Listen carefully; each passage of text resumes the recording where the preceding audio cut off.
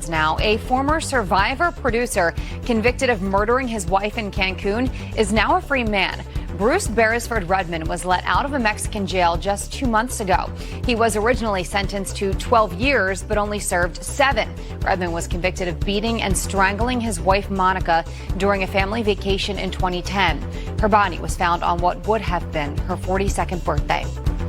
And the man who tried to assassinate President Ronald Reagan wants a job in the music industry. A lawyer for John Hinckley Jr. is asking a federal court for permission to move to California. Hinckley spent decades in a mental hospital after he was found not guilty by reason of insanity in 1982. Right now, Hinckley lives with his mother in Virginia. A prosecutor says allowing him to relocate would give the government great pause. Let's look at your headlines. Send it back to you. Thanks, Jillian. The fact that he's out gives us great pause. Today, Americans nationwide pay tribute to the nearly 3,000 lives lost, killed in September 11th. Those 9/11 attacks 18 years ago. Our coverage continues now. Pete Hegseth live at the Freedom Tower ahead of this morning's ceremony that kicks off in about 45 minutes. Pete? Absolutely. It does kick off here and as well at the Pentagon and in Pennsylvania. But I'll tell you this, right at this time, 18 years ago, Flight 11 took off. Flight 11 was the first flight to hit the North Tower. And when you look behind at the Freedom Tower this morning and the day out here, it feels just like that day 18 years ago. Beautiful blue sky, people going about their lives, those folks on that airplane, and ultimately an evil ideology, Islamic terrorism, bore down on this city, on our nation, and we awoke that morning to the reality that we were at war. There was a viewpoint in this world that hates freedom, that hates America, and then so many guys and gals that I knew of my generation, our lives were defined by going overseas. President Bush stood on that rebel pile and said, "You'll hear all of us soon," and he certainly did. And we can debate now about how long we stay and should we have done certain things, but the collective response of this country to that tragic day is a legacy of what it takes to defend freedom. But we do pause this morning because 18 years ago is a long time, especially for kids who are in school. It's just a history lesson now, and it's on us to remind them of why it really matters. Right. And you know, Pete, there are so many people who will be there at the Freedom Tower today who were in disbelief because nobody thought the conventional wisdom was that the towers would not fall. And I remember people came to our house, and I'm sure they came to Brian's house as well, and they would give us pictures and say, "Can you just hold up this picture of my loved one? I'm sure they're in a hospital somewhere. They have amnesia. They just don't know who they are. Can you help me find my loved one?" Absolutely. The confusion of that day, the fog of the moment, and the courage and the bravery of the men and the women who went into those buildings time and time again. They were part of the first battle in what we call the war on terrorism, but we need to understand as a long war against radical Islam. The planes were the tools, the ideology was the reason, and we have to remember that as well. Yeah, absolutely. What's going on as you look around, Pete? Is it getting crowded? Yeah, it is. The crowds are starting to form because the ceremony will come. The media is a little bit of a standoff, but we'll check it. We'll get a report on that to you. And I know we're about to cover the actual events. It's a powerful moment on this channel when we cut to in real time what was happening. It's a great thing for people to see. Yeah, about 25 minutes after the hour, we will go to the program that actually aired when Brian and Steve were on the couch that morning. We only play that once a year on 9/11. Where we show the towers collapsing. That's right. Only one time a year because it is so powerful. All right, Pete, thank you very much. We'll check in with you very shortly. God bless you guys. God bless you. Ainsley, what's still ahead? Still ahead, 9/11 mastermind Khalid Sheikh Mohammed will finally go on trial in 2021. Dr. James Mitchell personally interrogated KSM and many others and says it's about time and what to expect. He'll talk about it when he...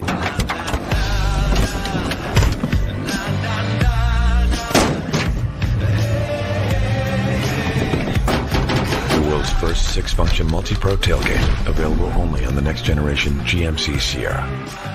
Step up to GMC and get over $10,000 total value on this next generation 2019 Sierra Crew Cab SLT. Or get 20% below MSRP on these 2019 Double Cab and SLE Crew Cab models with a traditional tailgate. At Safelite Auto Glass, we really pride ourselves on making it easy for you to get your windshield fixed. With Safelite, you can see exactly when we'll be there. saving you time for what you love most. I want to keep doing what I love. That's the retirement plan. My annuity, I know there's a guarantee. It's for my family, it's for myself, it's for my future. Annuities can provide protected income for life. Learn more at retireyourrisk.org. Remembering 9/11 as the country pays tribute. Former Chief of Staff Karl Rove reflects on the day and his time in the White House in the wake of tragedy. Tonight on The Story. Here, it all starts with a simple hello. Hi. How can I help? A data plan for everyone. Everyone? Everyone. Let's send to everyone. Wi-Fi up there?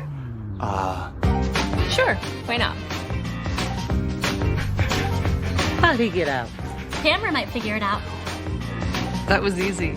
Glad I could help. At Xfinity, we're here to make life simple, easy, awesome. So come ask, shop, discover at your local Xfinity store today.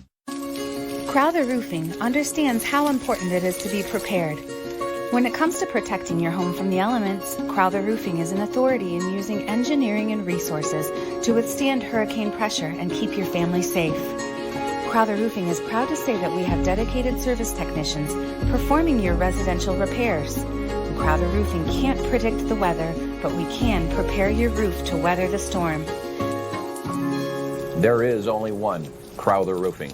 Born from the philosophy of never settling for the status quo, one brand has redefined the kitchen for over a century. Today, Thermador shines even brighter with our 1-2 free sales event, offering a savings of up to $6,097. Purchase any Pro Range or any cooktop and combination wall oven and get a free dishwasher. Add a built-in refrigerator and get a matching ventilation system for free.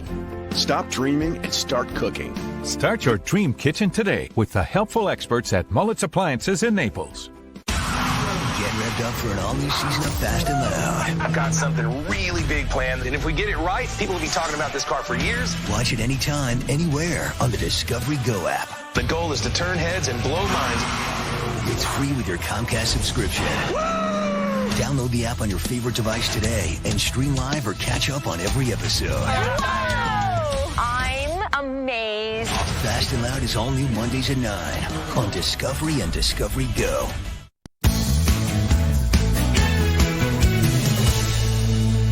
"18 years exactly since the 9/11 terror attacks, and the mastermind finally has a trial date. 9/11 mastermind Khalid Sheikh Mohammed will finally go on trial in 2021. Dr. James Mitchell personally interrogated KSM and says it's about time, and he joins us today from Florida. Dr. Mitchell, good morning. Hey, thanks for having me on. 18 years ago this morning, you were watching this on TV just like the rest of us. Fast forward, and you are face-to-face with Khalid Sheikh Mohammed, the mastermind of 9/11. What was that like? Well, in the beginning, he was really arrogant. You know, there's a fuss now at Guantanamo trying to suggest that the EITs led him to confess to this crime. But in fact, before I ever used any EITs on him at all, he said he was the mastermind of 9/11 and wanted to talk about that. So in the beginning, he was haughty and arrogant and proud of himself, and then afterwards, he became much more normal in our conversation. And how did he strike you? You said arrogant in the beginning. He struck me as a monster. You know, he's a person who believes that a Western democracy, our democratic republic, can't coexist with Sharia, and the way to spread violent Sharia through the world was to attack the United States and frighten the American people. Remember, he said that what he wanted to do was target the minds of the American people so that we would be afraid to oppose the spread of Sharia. How do you explain to people who know you have a history with him why it has taken 18 years? He still has not gone on trial. It looks like his trial date is going to be in 2021. What's taken so long? Well, in the beginning, Khalid Sheikh Mohammed told me as he was being transferred to Guantanamo that he was going to confess to his terror activities and to 9/11 and to killing Daniel Pearl, and he was ready to go be martyred and go to paradise. And then Barack Obama and Eric Holder set aside that confession and wanted to bring that trial to New York so they could take a victory lap and aggrandize themselves by claiming credit for his conviction. And once he did that, I think that Khalid Sheikh Mohammed decided that his God was telling him to drag this out as long as possible, because in their worldview, the worldview of these terrorists, the misery and the pain and the agony of their victims is like sacrament to their God.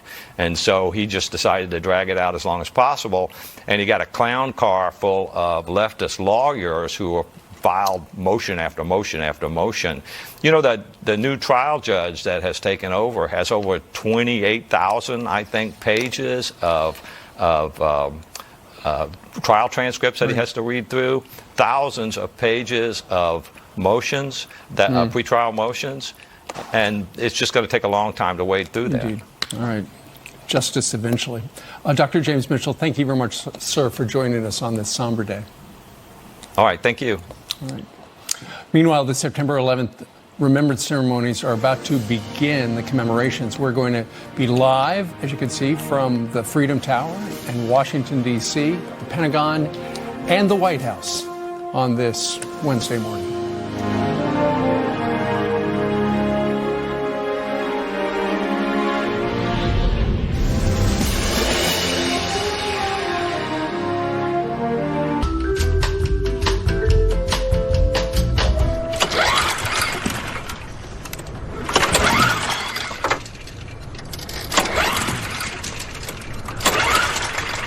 Baker, I could help you with that. Oh, no, it's fine. Thanks, though. A man should cut his own lawn.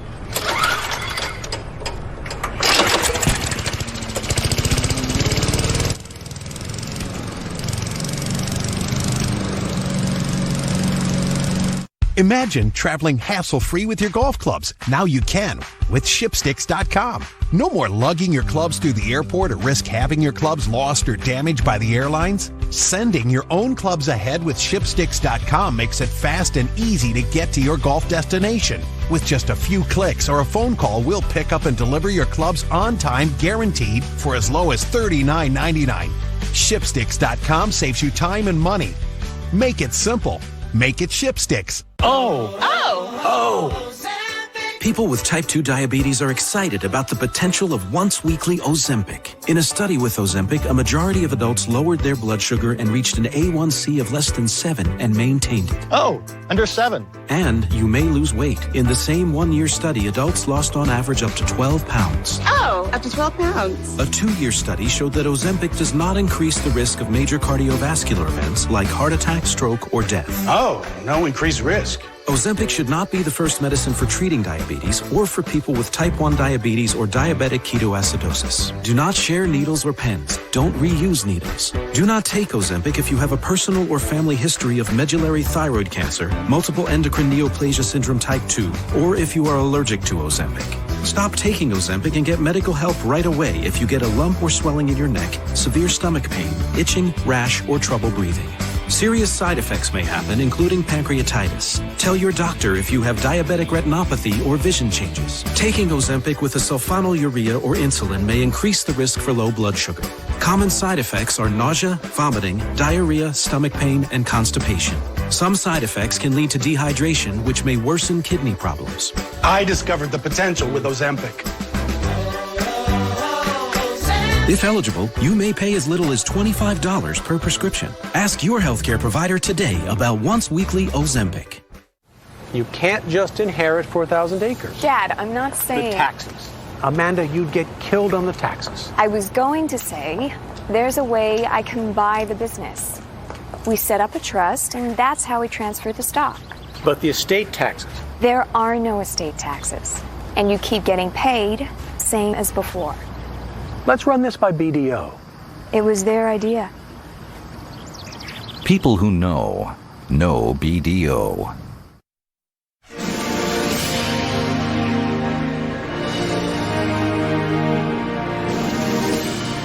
It is 8 a.m. here on the East Coast, and there is the Freedom Tower. It is 9/11, 18 years after the two towers were struck by planes and the Pentagon was struck, and a plane struck Shanksville, Pennsylvania. You know, it's remarkable to think that they were able to rebuild down there as you look at the Pentagon and not touch the footprints of the original Twin Towers. But the Pentagon, they put that flag down even before the Pentagon was reconstructed to mark where the plane hit 18 years ago. As you can see, some of the family members are gathering there in what was known as Ground Zero, will forever be known as Ground Zero. It's in the shadow of the Freedom Tower.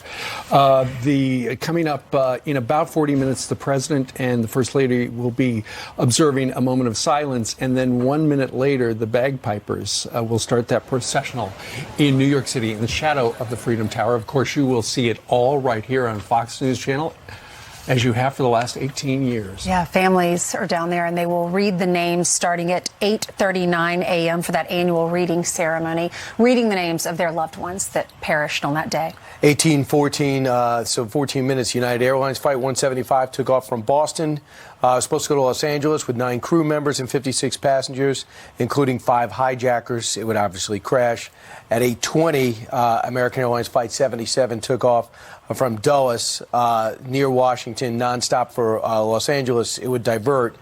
58 passengers were aboard, including 5 hijackers and 6 crew members. Right. And so it was 18 years ago right now that people were getting on airplanes. They had no idea that there were 4 or 5 hijackers on each of those planes. Yeah. Pete Hegseth is Fox and Friends weekend co-host. He's an Army vet, and he is down there on this most somber of days. Pete?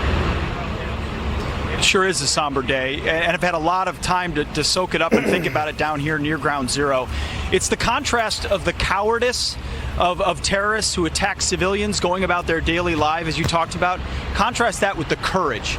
Starting with a guy like Todd Beamer saying, let's roll. Starting with the first responders down here, the firefighters, the police officers, the sheer courage of average Americans meeting the face of radical Islamic terrorism and saying, we will live free because we will have the courage to do so. So it is one of the most somber assignments I have, being down here near Ground Zero on this hallowed day in this hallowed place. Makes you proud to be an American. It also reminds you of the viciousness of our evil enemies. So we're on bended knee today, but we stay resolved. And you think of all the troops overseas right now because of 9/11. There's a whole 9/11 generation.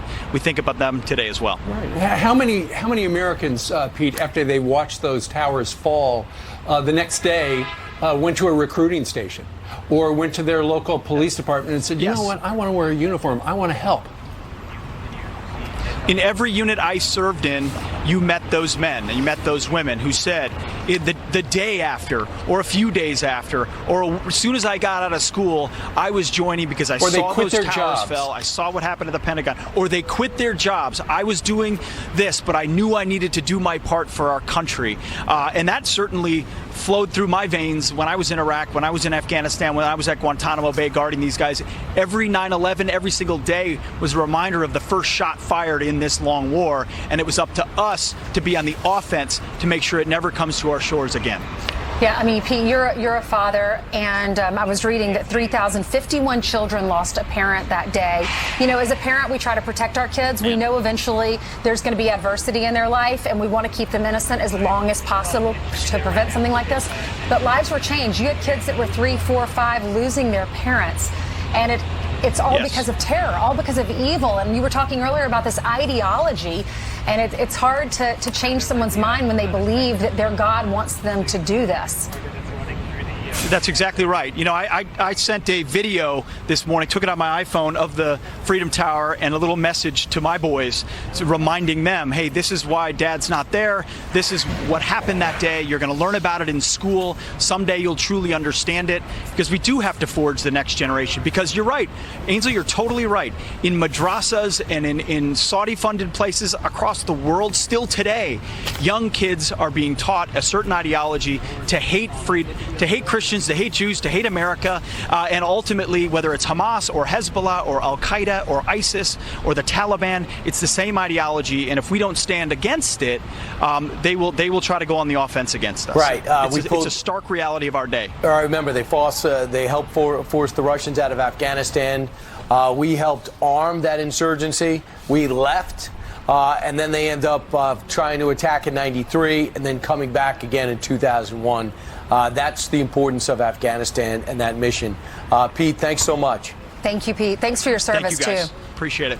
All right. Meanwhile, straight to a Fox News alert. A major victory for Republicans. A real surprise. A hotly contested special election in North Carolina goes the GOP's way. That's right. The Trump-backed candidate, Dan Bishop, beating Democrat Dan McCready by less than 3%, holding a seat that has been in the GOP hands for nearly 6 decades. And joining us right now on the heels of his very exciting night in North Carolina, the brand new Congressman-elect Dan Bishop joins us today from Charlotte. Dan, congratulations. Good morning. Good morning to you all. Thanks for letting me be with you. How big a help was Donald Trump by jetting down on Air Force One the night before the special election? That was a tremendous help. We were surging. You know, I'm not sure it's really clear to folks outside North Carolina, but I was only in this race for 6 months against someone who was in it for 2 years, and we really only were competitive in terms of funding for about 6 weeks. So the president and the vice president stepping in and committing the way they did to this race was tremendous. And a lot of credit goes to the president. Yeah, in fact, he tweeted about it. He said Dan Bishop was down by 17 points 3 weeks ago, and he asked for help. We changed the strategy together, and he ran a great race. Big rally last night, meaning 2 nights ago. Now it looks like he's going to win, and so therefore the president gets to win. He put his personal power behind you, but not only because you're a Republican, you feel like you connected. You showed him that you were a fighter. How did you do that? Well, you know, that's the thing about President Trump. There's never been a greater fighter in the White House than he is, and I feel the same way. I think that's what we've got to do is demonstrate fight. He's got a great vision for America with an economy that's booming, taxes that are lower, jobs more plentiful, etc. And it's just an attractive picture. And if you stand up and deliver it, the people will respond, and they did here last night. Dan, I'm from the Carolinas, and you know it was shocking to see how close this was because the Carolinas, Bible Belt, many conservatives. But when you look at the numbers, this has been a conservative district for the past 6 decades. And then the race, I know you just got in 6 months ago, but it was neck and neck. So tell us about that area. Is it because I'm hearing suburban women are not in favor of President Trump? Is it that, or is it Northerners moving down, liberal Northerners moving down to the South? What's going on? Why is it so close now? Maybe some of all of that, Ainsley, but you know, I really think you can't overstate the circumstances specific to this race, and I think the president's message he's actually fairly well embraced. We do have some Charlotte is where I live is becoming bluer, but we knew we had an unconventional strategy. Frankly, we knew that the eastern part of this district, Cumberland, Bladen, and even Robeson counties were important, and the president. That's where he went, Cumberland County, and it made a big difference. And Dan, when the president came down to speak at that Fayetteville rally on Monday night, you turned to him and you said, Mr. President, we're not sick of winning. And of course, you're not sick of winning because you won yesterday. But so many of the pundits said, you know, this is going to be a preview of the 2020 race. So now, as you look in your rearview mirror, what's the message to what happened yesterday? Well, I'd say, Steve, I'm content to take them at their word. Folks said it was a referendum on President Trump, so be it. We've got a 2020 race coming up. The president deserves re-election for another 4 years, and I'm going to be supporting that.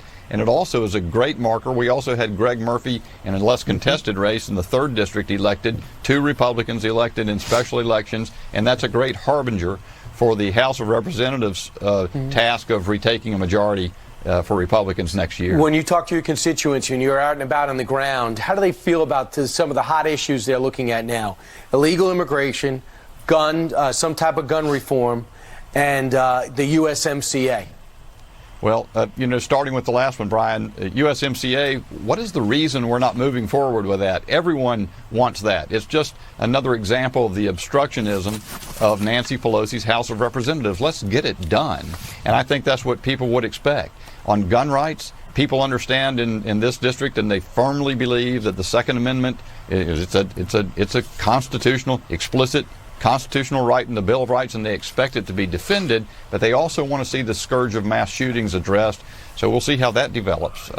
So it is a district that is a traditional values district. And it proved itself last night. All the circumstances of the race made it close for the reasons we've discussed. So go get on a few committees and get something done. That's right. Dan, congratulations. It's a great reminder today that freedom's not free. On your 9/11 coverage, thanks for that. It's really a great reminder. Well, thanks for keeping Charlotte so beautiful. Myers Park, Dilworth, South Park, it's all gorgeous. My mom was in a rehab facility there. Dr. Raj saved her life. So we love Charlotte. Thank you. That's we spent a great, lot of Angela. time there. Right. God bless you. Thank you. Dan Bishop, the new congressman-elect from NC9. All right, 8/11 now here on 9/11, and Jillian joins us right now. That's right. Good morning, and we begin with a Fox News alert. A cargo plane crash lands and bursts into flames. Look at this incredible video showing the massive fire near the Toledo Express Airport in Ohio. Police believe it crashed into 2 semi-trucks on the ground after flying in from Memphis. The sheriff's department says 2 people were on board the plane, but their conditions at this point are unknown. We still don't know the cause of the crash. NFL star Antonio Brown accused of sexual assault by a former personal trainer. In a civil suit, she claims she was attacked twice in 2017 and again last year. Brown's attorney says the relationship was consensual, adding, quote, he will pursue all legal remedies to not only clear his name, but to also protect other professional athletes against false accusations. Brown just signed with the New England Patriots after a public feud with the Oakland Raiders led to his release. The White House names an acting national security advisor as President Trump searches for a replacement for John Bolton. Deputy National Security Advisor Charles Kupperman will fill the role for now. President Trump says he asked for Bolton's resignation, saying he strongly disagreed with many of his suggestions. Sources tell Fox the next advisor is likely already serving in the administration. And this, some of New York's finest athletes pay tribute to the city's bravest. New York Mets and Giants players visiting local firehouses in honor of the men and women who responded on 9/11. There's so many stories, and for these guys and ladies to put their lives at risk every day, I'm truly honored to be here. Coming to the firehouses and showing their support for us and the families of 9/11 victims, we appreciate that like the words can't even describe. The Mets have been making these visits since 2002, and I'm sure they are going to continue. And of course, Mats is from Long Island, so he led the contingent. And remember Bobby Valentine and Joe Torre doing some great work at 9/11 downtown. Thank you, Jillian. They were the managers then. Meanwhile, straight ahead, former NYPD Commissioner Ray Kelly helped lead the department through the aftermath of 9/11. He will be here in a matter of moments from the Freedom Tower.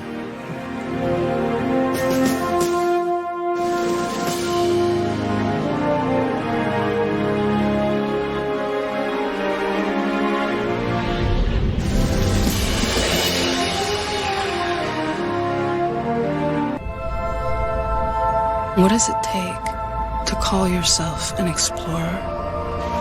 Traveling to the darkest depths of the ocean, pushing beyond the known horizon, passing through. Mom, can we get Froyo? Yeah, Froyo. Yes. The all-new 2020 Ford Explorer ST with intelligent four-wheel drive and terrain management system. It's the greatest exploration vehicle of all time. For effective relief from arthritis pain, try Australian Dream Arthritis Pain Relief Cream.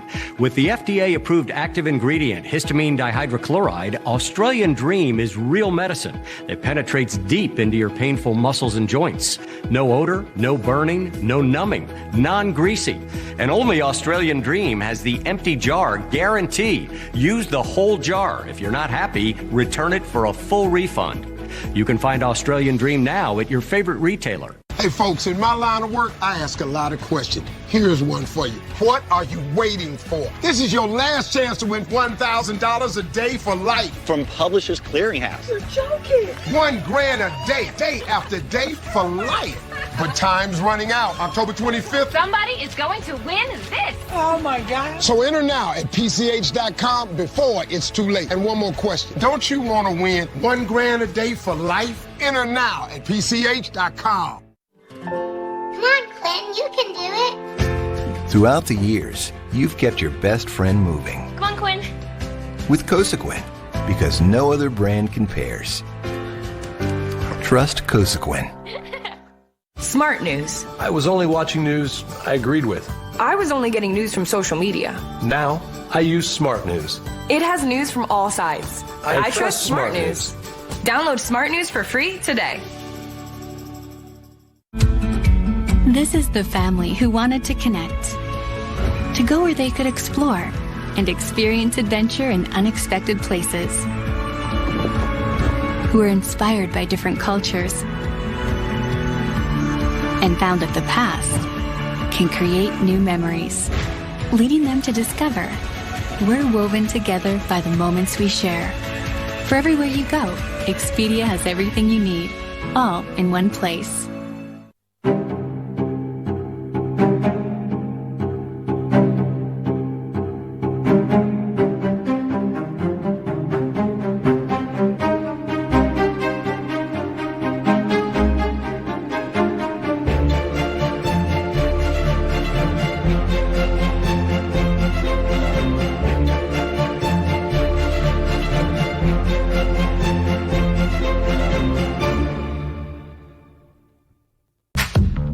Saturdays happen. Pain happens. Aleve it. Aleve is proven better on pain than Tylenol. When pain happens, Aleve it. All day strong. At Safelite Auto Glass, we really pride ourselves on making it easy for you to get your windshield fixed. With Safelite, you can see exactly when we'll be there, saving you time for what you love most. Fox News Channel on Sirius XM. Your favorite shows on Channel 114. Plus, every story, every 15 minutes. Fox News headlines 24/7, Channel 115.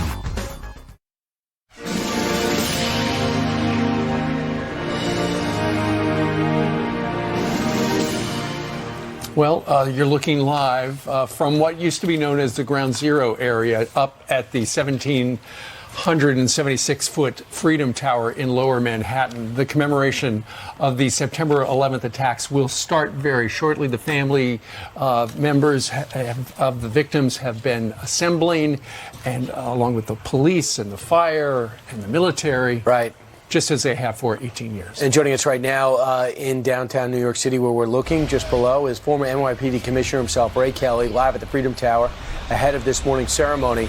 Mr. Commissioner, 18 years later, this looks so dramatically different from when you took over. Can you explain the transformation?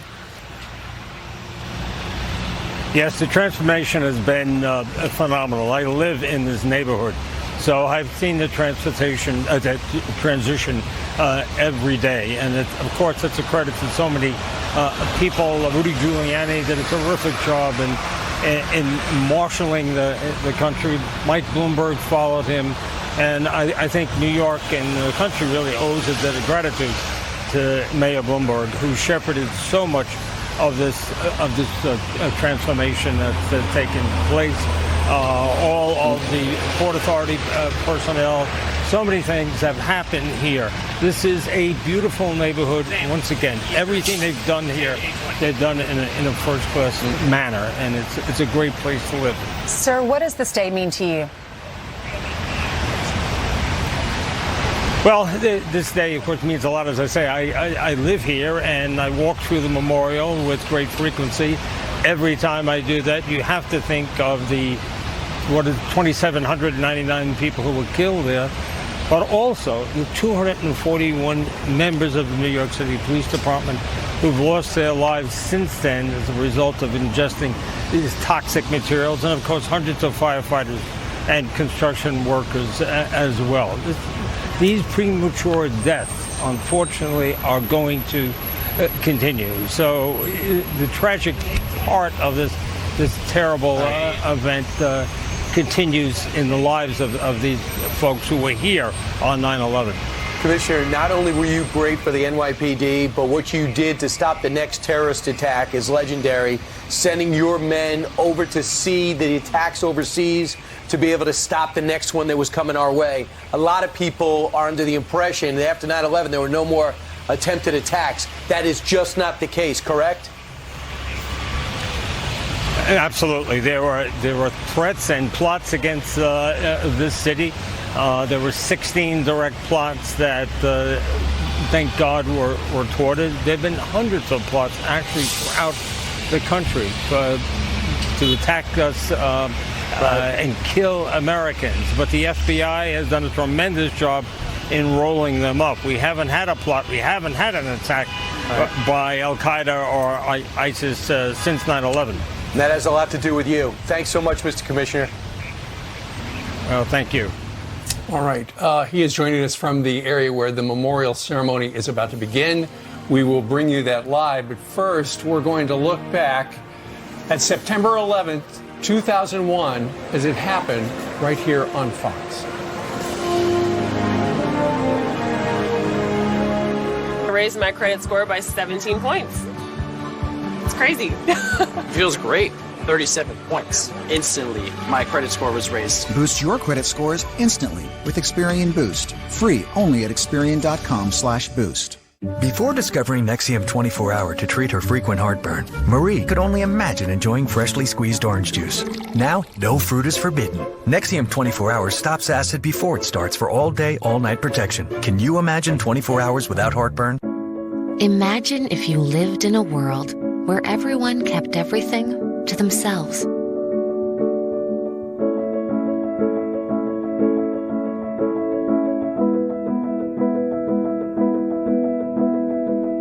You have something wonderful to share, and it could change a life. Join hundreds of thousands of students on October 3rd for Bring Your Bible to School Day. Live out your faith at bringyourbible.org.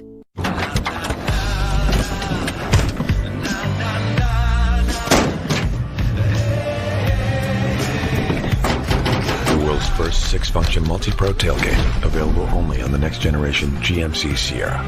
Step up to the ultimate tailgate and get over $10,000 total value on this next generation Sierra Crew Cab SLT, or get 18% below MSRP on these Sierra SLE Crew Cab and Double Cab models with a traditional tailgate. Tailgate like a pro. GMC. If you live with diabetes, why fingerstick when you can scan? With the Freestyle Libre 14-day system, just scan the sensor with your reader, iPhone, or Android and manage your diabetes. With the Freestyle Libre 14-day system, a continuous glucose monitor, you can check your glucose levels anytime without fingersticks. Ask your doctor to write a prescription for the Freestyle Libre 14-day system. You can do it without fingersticks. Learn more at freestylelibre.us.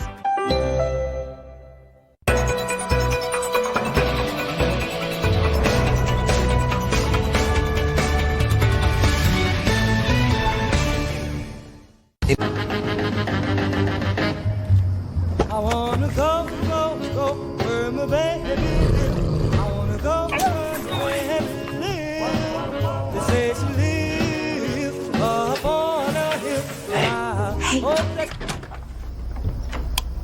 You must be Steven's phone. Now you can know who's on your network and control who shouldn't be. Only with Xfinity XFi. Simple, easy, awesome. Billions of mouths, billions of problems. Morning breath, garlic breath, stinky breath? There's a TheraBreath for you. Dry mouth, icky mouth, cotton mouth? There's a TheraBreath for you. Sore gums, swollen gums, painful flossing? There's a TheraBreath for you. For all the problems that a mouth can face, TheraBreath has the solution. Because if your mouth's not confident, then you're not confident. Breathe easy. There's TheraBreath. Available at Walmart.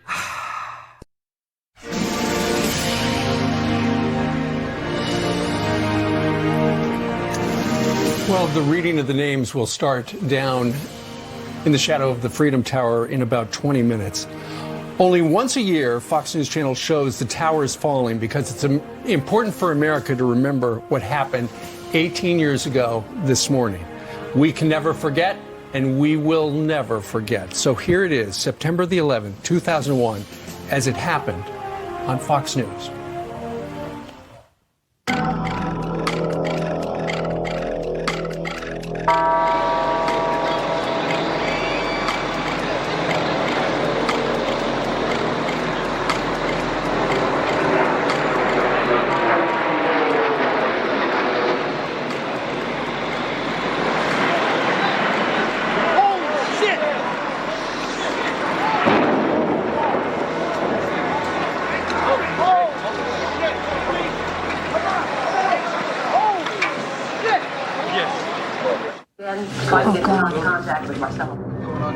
Go to the Trade Center.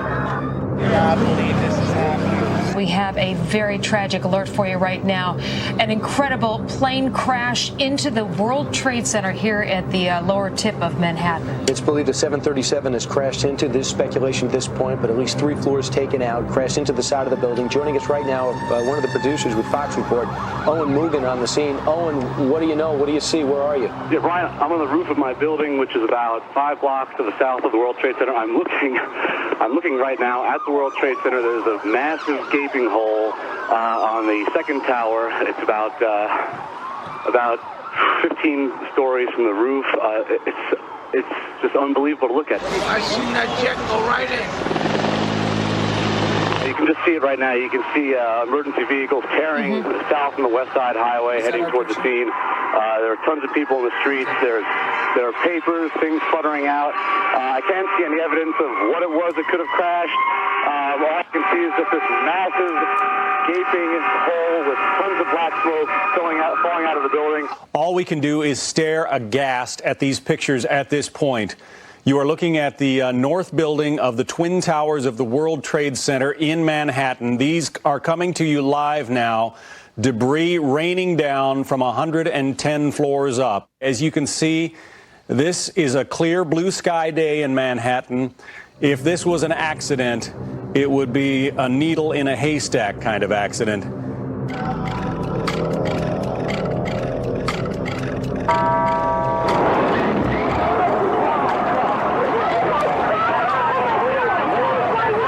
There was another one. We just saw another one. We just saw another one apparently go. Another plane just flew into the second tower. This has to be deliberate, folks. We just saw on live television as a second plane flew into the second tower of the World Trade Center. Now, given what has been going on around the world, some of the key suspects come to mind. Osama bin Laden. Who knows what? Eric Shawn is with us. Eric, I know you have a lot of sources at the FBI and other agencies like that.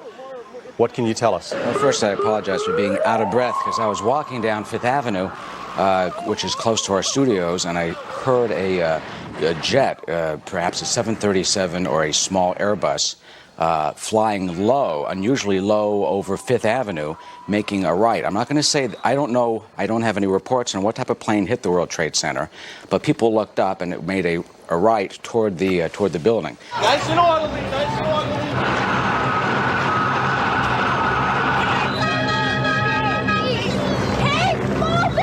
It is a tragedy. It is abhorrent. It is disgusting. But I'm wondering, are these pilots terrorists themselves? Are there terrorists in the cockpit who are holding guns to a pilot's head? Did they? I can't imagine. You can speculate completely about how this happens, because obviously it takes a lot of training and expertise to fly a complicated, sophisticated aircraft, whether it's a Boeing 737 or a smaller Airbus. These are not little Cessnas and little Pipers. So you have to wonder and raise what possibility there is with the type of scenario that was going on in the cockpit. Our Wendell Goler is at the White House, make that Sarasota. He is traveling with the president. Wendell Goler, what's the reaction from the president?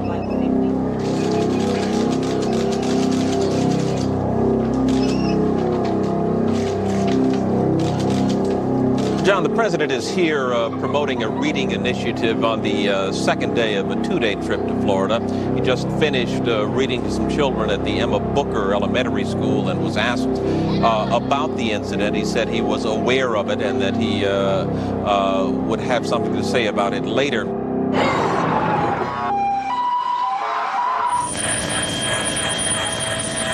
Let's bring in David Lee Miller, our correspondent. He has an eyewitness with him. David Lee, what can you tell us? Good morning, John. I'm a few blocks from the World Trade Center right now. As you would expect, all the roadways are pretty much cut off. The only way to get near the buildings is on foot right now. The scene is absolutely a horrific one. You have people streaming out of the area. You've got people literally in tears and shock. People that just work in the nearby buildings that cannot believe what has happened. Still, many of them remember the terrorist attack years ago on the World Trade Center, and many of them, this is just an ugly reminder of that, although the details of what happened here are not certain. As I was walking downtown in Lower Manhattan, making my way to the World Trade Centers, I stopped to speak to Sylvia Fuentes. She's with me right now. We're a few blocks away from the building. She works in Lower Manhattan. She used to work in the Trade Center, and I'm going to actually hand her the telephone right now, and she's going to describe for us what she saw this morning as she was arriving at work. Sylvia? I heard a loud rumbling, and when I walked out of the deli onto Fulton Street, I looked up in the air. There was an airplane actually going into the World Trade Center, and flames were coming out, and smoke was just billowing in the air, and tons of people were running down Fulton Street, just running each other over, and I made my way back to my office on Water Street, and when I got upstairs, I looked out my window to see what was going on, and the Second World Trade Center just went into flames, just from 1 minute to the next. Sylvia, thanks for that eyewitness report. When we saw that second plane slam into the second tower intentionally, quite clearly, you got to believe this is a terrorist attack. Harvey Kushner is on the line with us. He's a frequent guest of ours and a terrorism expert. Harvey, is it too early to speculate about suspects? One thinks only that this could be the most horrifically planned incident, in the annals of terrorism against the United States. Think about it. I mean, you look outside the Fox studios. Look how clear it is. I mean, how could you miss the trade towers? I mean, not just one, but two planes. Well, and it brings to mind, everybody hates those metal detectors at airports, and everybody makes passing through them almost a joke these days. But clearly, it seems that something is going to change if you can make this kind of statement and kill as many people as are likely to be dead in this kind of scenario. Yeah, John, we're talking about terrorism. No matter how this turns out, this is going to be a day that's going to live in infamy. And, it's going to cause changes in terms of, if it turns out that terrorism in terms of security like this country has never seen before. President Bush is about to speak. He's in Florida. That was what was supposed to be a joyous event at an elementary school. Let's listen in. Today we've had a national tragedy. Two airplanes have crashed into the World Trade Center in an apparent terrorist attack on our country. I have spoken to the Vice President, to the Governor of New York, to the Director of the FBI, and I've ordered that the full resources of the federal government go to help the victims and their families, and to conduct a full-scale investigation to hunt down and to find those folks who committed this act. Terrorism against our nation will not stand. And now, if you join me in a moment of silence.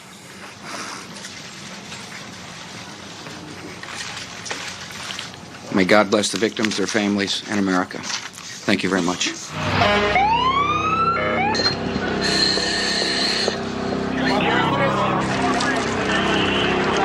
We are going to be looking at an enormous death toll. 50,000 people work in those two buildings. Son Churchill on you? John Fund from the Wall Street Journal is on the phone with us. John, were you in the area when the planes hit? I was across the street in my office building. What did you see? What did you hear? I heard an incredible sonic boom and looked up, and there were already much smoke and flames pouring out of the building. And about 15 minutes later, of course, a second sonic boom, which of course would have been the second tower and the second plane. What about injuries, John? Well, can you tell us? The most terrible and heartrending thing about this is, about 15 minutes ago, bodies started dropping from the top floors of the tower closest to the highway, about at least 5 or 6, and it was absolutely terrible. Obviously, they had two choices: to be burned in flames or to leap and end it all. It was quite tragic. Let me bring into the conversation David Asman, my colleague. Yes, John Scott. David, what can you tell us? I just want to give you some late breaking information. Perhaps one of the things that is of greatest fear is that there is yet another terrorist attack since those two plane crashes happened within 20 minutes of each other. Well, all of Manhattan has been sealed off. This is probably unprecedented. Of course, all of this is unprecedented in this dastardly occasion. But Manhattan has been sealed off. The Hudson River bridges and the tunnels have been sealed. Clearly, there is an attempt right now to thwart any further act of terrorism, act of violence against the people of Manhattan. So Manhattan is in a lockdown.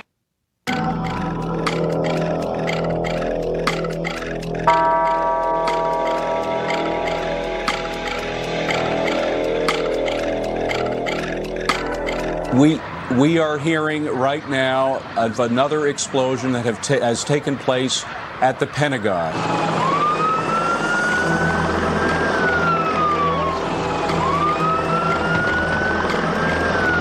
We have the heart of the financial district of America being attacked. Now we understand that there is an explosion. There has been an explosion in the Pentagon, the heart of the military command center of the United States of America, John. It can't get much worse than this, let's hope.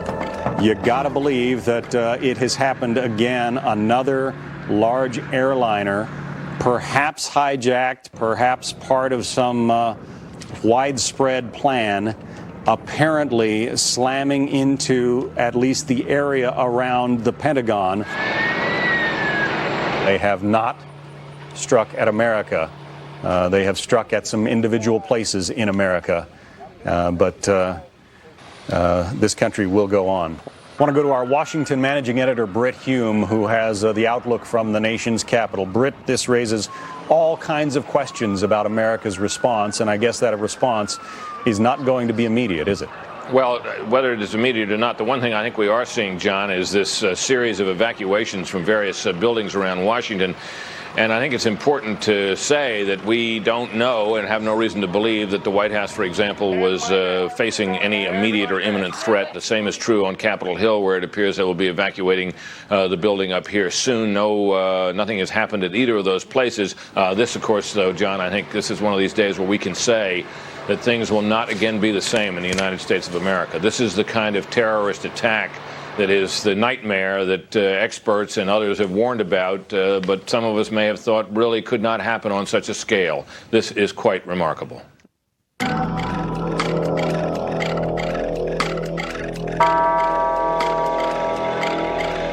As we watch these pictures, the World Trade Center, 110 stories, literally starting to fall.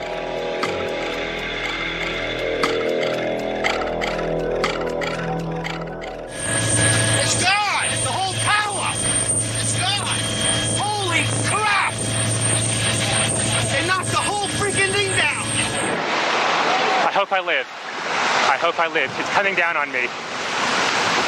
Here it comes. I'm getting behind a car. I'm gonna have to go find people who need help, because I don't think I'm one of them. You okay, sir? Okay. Can I just get a toot off your respirator? We was inside the building. You were inside the World Trade Center? Inside the building. Doing what? Getting ready to go upstairs to search, and the floor gave way. The whole building collapsed on us. How did you guys get out? Just found our way out, struggled our way through. Walk towards the light. Walk towards the light. We walk towards the light. That's all we do. Hello? Yeah, David Lee, what can you tell us? John, the scene is horrific. One of the two towers literally collapsed. I was making my way to the foot of the World Trade Center. Suddenly, while talking to an officer who was questioning me about my press credentials, we heard a very loud blast, an explosion. We looked up, and the building literally began to collapse before us. There was debris falling, I'd say at least 3/4 the height of the building. People within the entire perimeter began literally, including myself, which is why I'm out of breath, to run for our lives.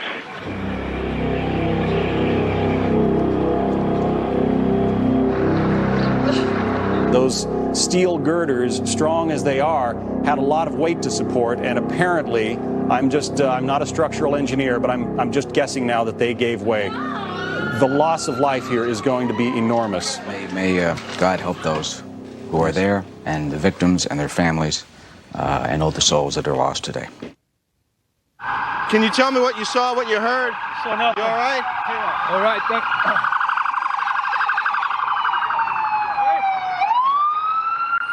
Guy, look at this guy. Unbelievable. Unbelievable. This poor woman. Wow.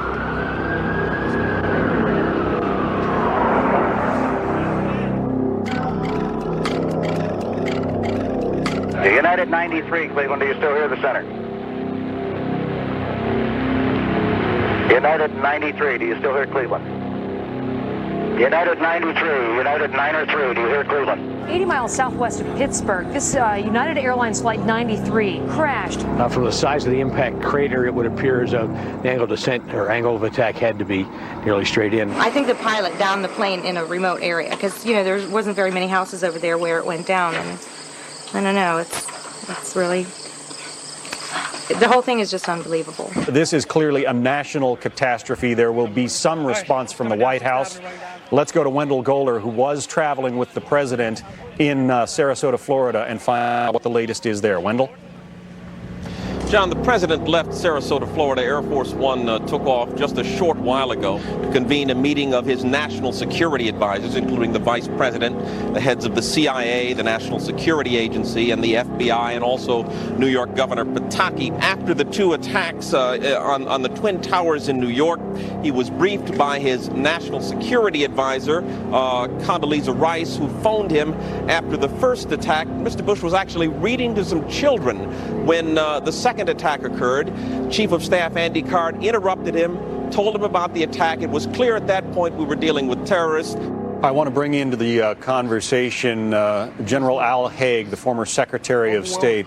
General Haig, at a time like this, how does America respond prudently, with the proper amount of caution, and yet with whatever force needs to be applied? Well, first we have to know the full limits of this tragedy, and it's unprecedented, of course. But we have to stay above all united and calm and ready to take resolute action, which sometimes we have failed to do in the recent past, when the perpetrators are uncovered, and we have many, many indicators of precisely who they are. This was too broadly based a terrorist act to be just a few crazies. This is a terrorist movement, and we know where they're located today. And obviously, as a nation, we're going to have to take action against them. Oh, there it goes, there it goes, there it goes, there it goes. Oh, when it comes down, all right. We do need to put it down now. I think we need to put it down now. Here we go.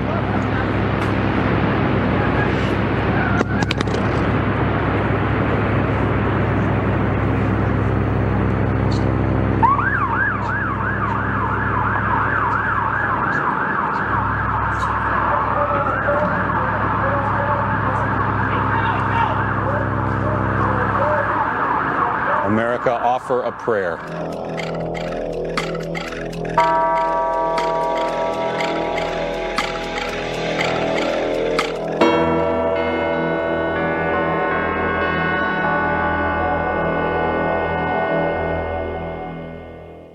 Some powerful moments there as people speculated on who did the attacks and tried to make sense of who would survive the attacks. And currently, for the first time ever, as you see the bagpipers marching down right near Ground Zero along with the drummers, there's a statewide moment of silence in every single school from upstate New York all the way through Long Island. That is mandated by the governor. I think it's great.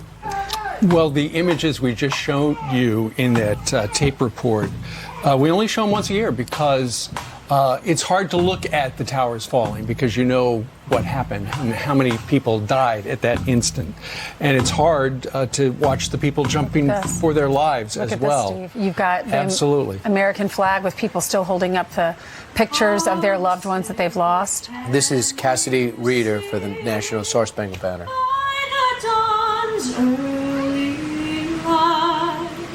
Would so proudly wait at the twilight's last gleam, whose broad stripes and bright stars through the perilous fight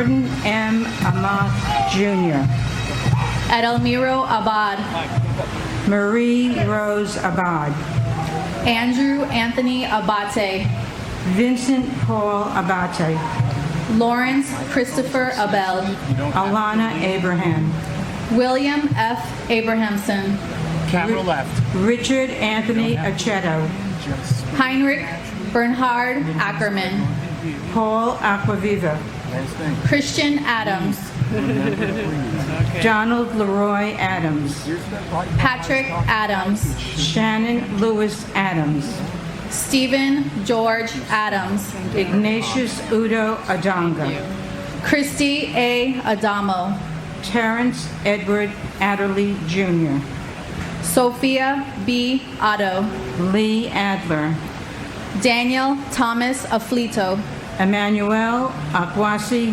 Afakwa, Alok Agarwal, Mukul Kumar Agawala, Joseph Agnello, David Scott Agnes, Joao Alberto da Fonseca Aguiar Jr., Brian G. Ahern, Jeremiah Joseph Ahern, Joanne Marie Aladiotis, Sabir Ahmed, Terrence Andre Aiken, Godwin O. Ajala, Trudy M. Alagero, Andrew Alameno, Margaret Ann Alario, Gary M. Albero, John Leslie Albert, Peter Craig Alderman, and my son Kenneth Joseph Marino. Being a firefighter is not a job, it's a calling. Not everyone can do what a firefighter does, and especially what they did on September 11th. Running into burning buildings when everyone else was running out, knowing that they may not make it out themselves. Yet they continued to do what they were called upon to do and saved many lives on that horrific day. As we all know, many firefighters did not make it out, and my son Kenny was one of them. He left behind his wife, a 20-month-old son, and a 3-year-old daughter. But his spirit lives within his children, and he would be so proud of them today. While we are humbled by Kenny's actions and the actions of all the first responders, 18 years has not lessened our loss. Our lives have been forever changed, but we hold on to and cherish the moments we all shared. And my aunt, for whom I named my daughter after, Azucena Maria de la Torre, we love you forever. We miss you infinitely, and our lives have never been the same.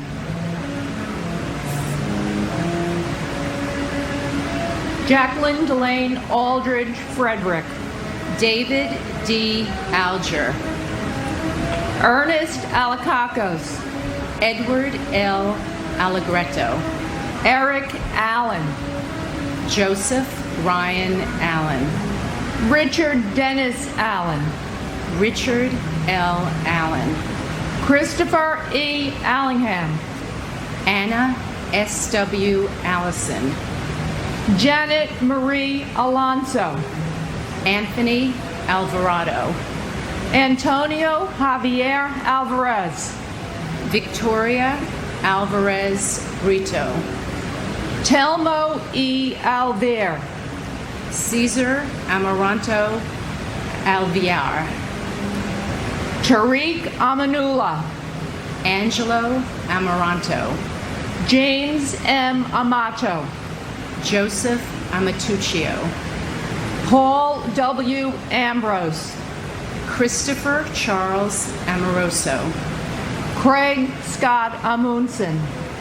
Kazuhiro Anai, Calixto Anaya Jr., Joseph P. Enshundia, Kermit Charles Anderson, Yvette Constance Anderson, John Jack Andraccio, Michael Rourke Andrews, Jean Ann Andrucki, Su Nia Ang, Joseph Angelini Sr., Joseph John Angelini Jr., David Lawrence Angel, Mary Lynn Edwards Angel, Laura Angeletta, Doreen J. Angrisani, Lorraine Antigua, Sema David Ioma. And my brother, Peter Lewis Freund, and my cousin, Timothy Patrick McSweeney, both FDNY. We love you, we miss you, and you'll always be America's heroes. And my husband, Brian Murphy. Brian, we all miss you and think about you every day. I vividly remember your smile, which lit up my world, your generosity and kindness to everyone in your orbit, and your incredible zest for life. I also remember your adventuresome spirit, which is embodied in your two beautiful daughters, Jessica and Layla, who are having adventures of their own. You would be very proud of them. We love you, Brian. Peter Paul Apollo. Faustino Apostle Jr. Frank Thomas Aquilino. Patrick Michael Araños. David Gregory Aker. Michael George Archinsky. Louis Arena. Barbara Jean Aristegui. Adam P. Arias. Michael J. Armstrong. Jack Charles Aaron. Joshua Todd Aaron. Richard Avery Arnau. Myra Joy Aronson. Jafet Jesse Arye. Carl Francis Asaro. Michael A. Askley. Michael Edward Asher. Janice Marie Ashley. Thomas J. Ashton. Emmanuel O. Asimbe. Greg A. Atlas. Gerald Thomas Atwood. James Otterfred. Louis F. Aversano Jr. Ezra Aviles. Sandy Ayala. Arlene T. Babaquitas. Estuas R. Bacchio. John J. Badakliaka. Jane Ellen Basler. Robert J. Bearwalter. Andrew J. Bailey. Brett T. Bailey. Garnet Ace Bailey. Tatiana Bakalinskaya. Michael S. Bausch. Sharon M. Balcom. Michael Andrew Bain. Catherine Bantis. And my uncle Brian Christopher Novotny. And my uncle Michael J. Armstrong. We think of you always. You're never far from our thoughts. We love you. Gerard Baptiste. Walter Barron. Gerard A. Barbara. Paul Vincent Barbaro. James William Barbella. Victor Daniel Barbosa. Christine Gianna Barbuto. Colleen Ann Barco. David Michael Barkway. Matthew Barnes. Melissa Rose Barnes. Sheila Patricia Barnes. Evan J. Barron. Renee Barrett Arjun. Arthur Thaddeus Barry. Diane G. Barry. Maurice Vincent Barry. Scott D. Bart. Carlton W. Bartels. Guy Barsby. Ina B. Vecina. Alicia Christine Burton Basmajian. Kenneth William Basnicki. Stephen Joseph Bates. Paul James Battaglia. W. David Bauer. Ivan Luis Carpio Bautista. Marlon Capito Bautista. Mark Lawrence Bavis. Jasper Baxter. Lorraine G. Bay. Michelle Beal. Todd M. Beamer.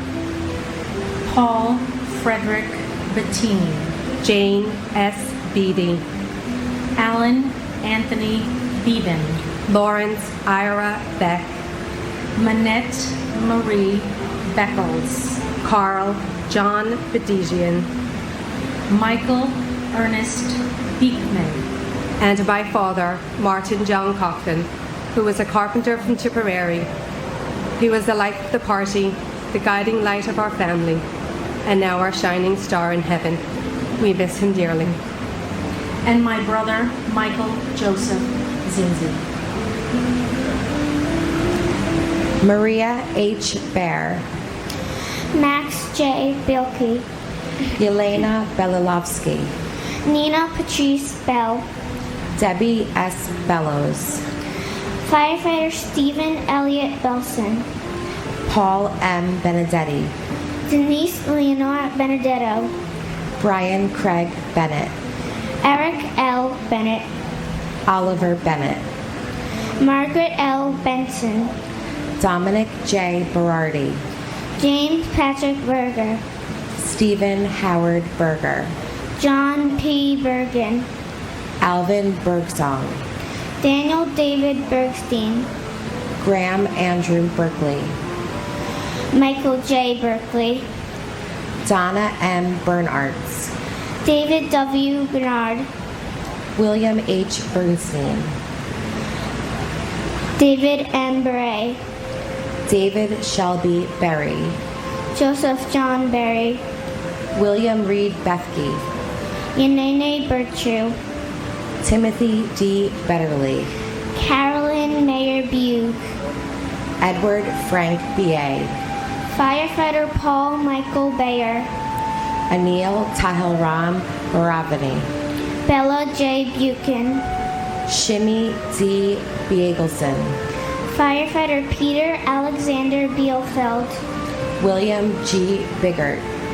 Firefighter Brian Eugene Bilcher.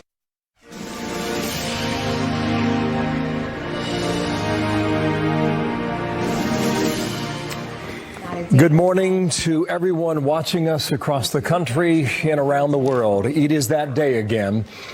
It is 9/11, and we are watching and listening to somber moments in Lower Manhattan. The names of nearly 3,000 people killed on 9/11 being read aloud right now at Ground Zero. America marks 18 years since as we say hello from New York City. For the next several hours, we'll be in coverage of the events in New York City, Shanksville, Pennsylvania, and Washington, D.C.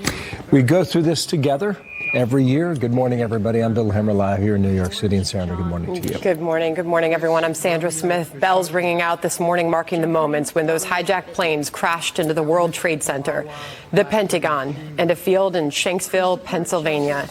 Mourners gathering at all three sites this morning to remember the lives lost on that terrible, dark day. And soon we will hear from President Trump himself. And Bill, it's a morning where we all stop and ask each other where you were that day. And we remember and look back at so many lives lost.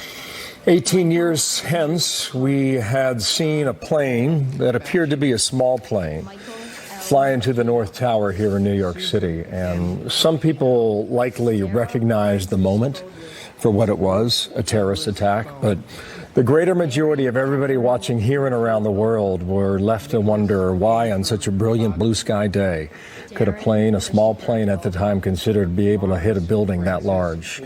It was at the moment that you're about to experience 60 seconds from now when the second plane hit the South Tower, and then it was obvious, Sandra, to everybody. Reliving those moments this morning as you saw the footage right here on the Fox News channel as all those events unfolded. And John Scott, who was covering those moments right here on this network, sort of reliving that in a piece that he wrote today, talking about the new generation of Americans, many who didn't even live through that day, who now look back and read about that in the history books. And one important aspect as we live through the dark moments, Bill, is to look back at the moments following those events where America truly came together.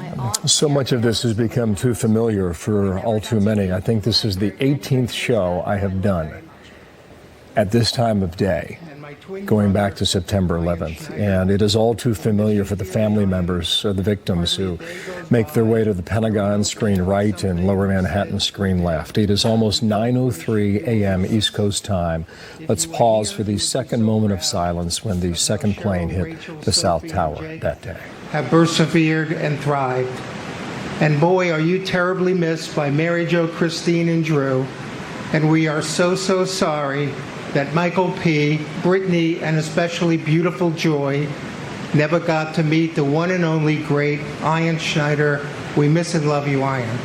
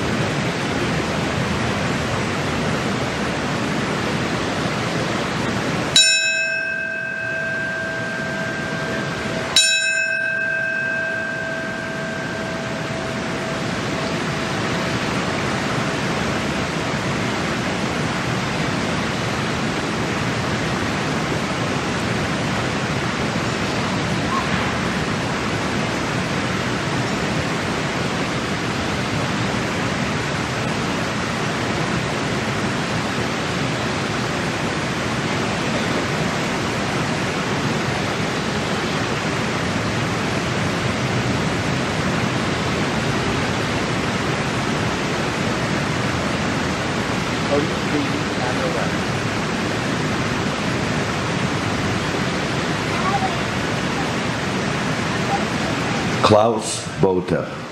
Carol Marie Bouchard. The name of the first gentleman announced every year is a fellow by the name of Gordon Amoth Jr., and he has that distinction because his last name is spelled A-A-M-O-T-H, so he is the first of 2,800 and some names that will be read. Back in 2001, Sandra, we had a thing called an answering machine. Yeah.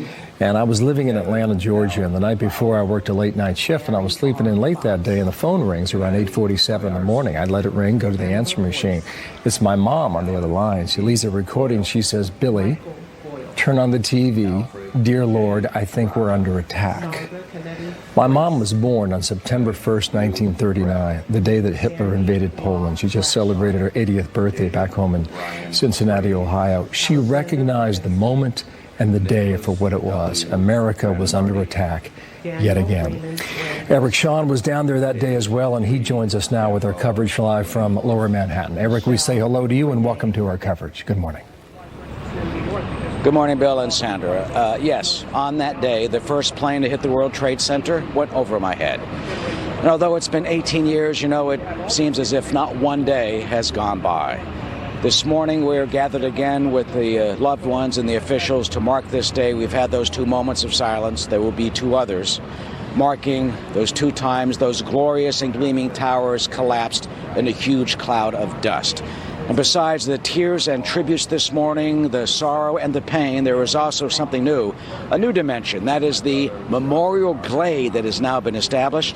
That glade of trees is dedicated to the roughly 2,100 first responders and others who have since succumbed to the illnesses, having breathed the toxins from that cloud of dust and having worked on that pile for so many months. And you know, Bill and Sandra, soon the number of people who have died from 9/11 related illnesses will surpass the death toll of that one day.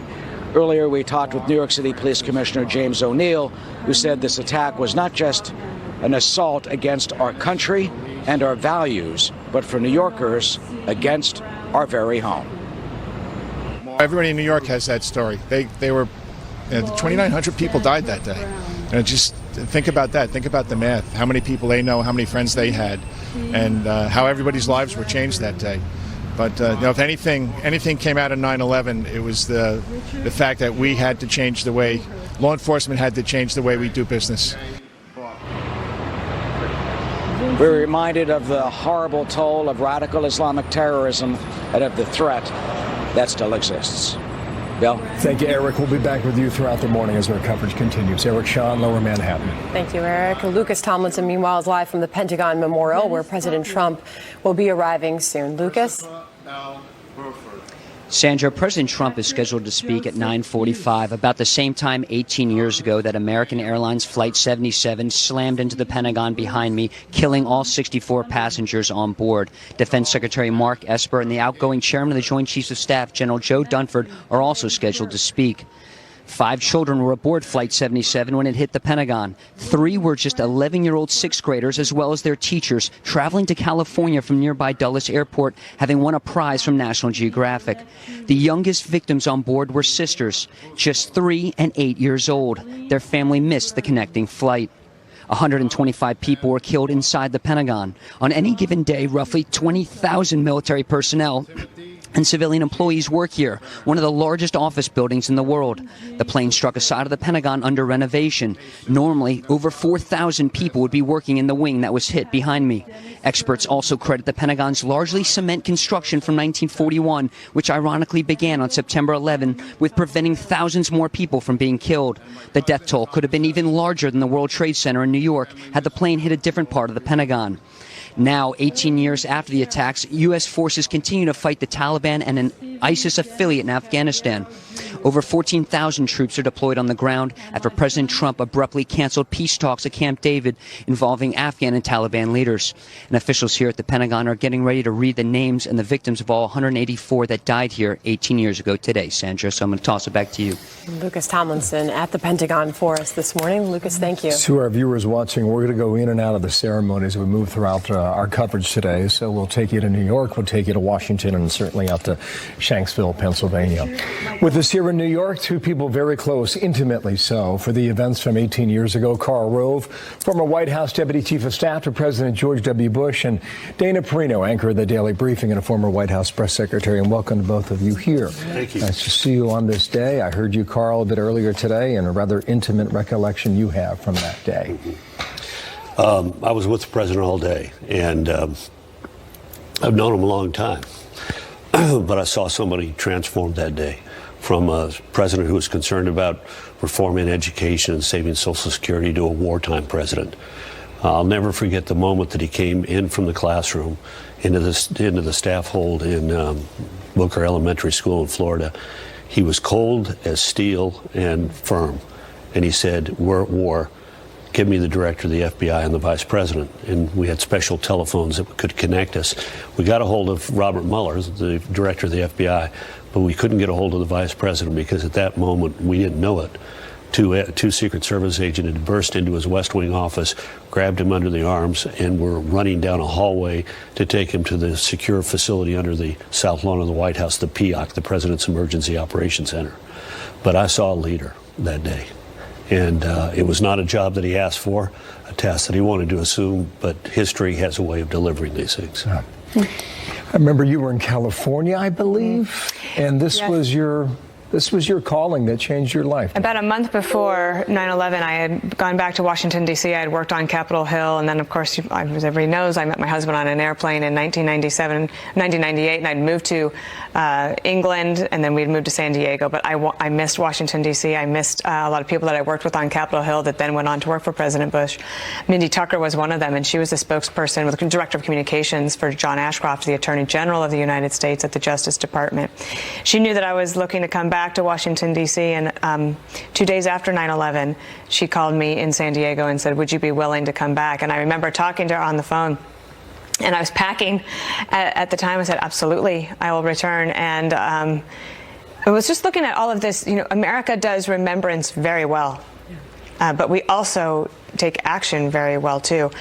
It's interesting to me that in the year of 2000, in all of those presidential debates, neither candidate, Gore nor Bush, was ever asked about al-Qaeda.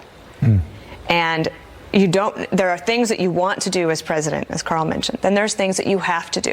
And there's always the unexpected, right? So that's why people constantly think, well, what else could happen? But the thing that happened first that day, and you've mentioned Shanksville a couple of times. I had a chance to go there because that story really affects me.